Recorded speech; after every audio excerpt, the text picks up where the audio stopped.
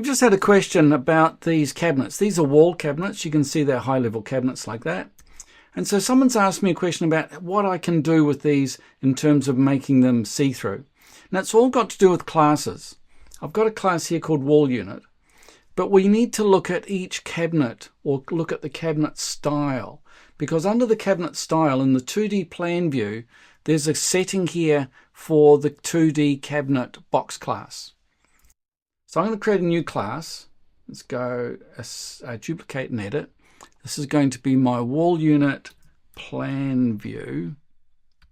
Cool, my wall unit plan view.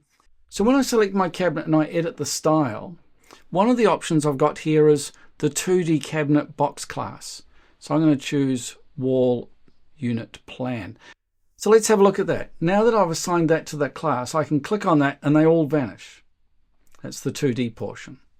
If I right click and edit that class, I can then say you're none, and I'm going to have a line type for that. Sweet. So there we are. Now in 3D, what happens? In 3D, because I've used a separate class for the 2D component only, in 3D they're still solid.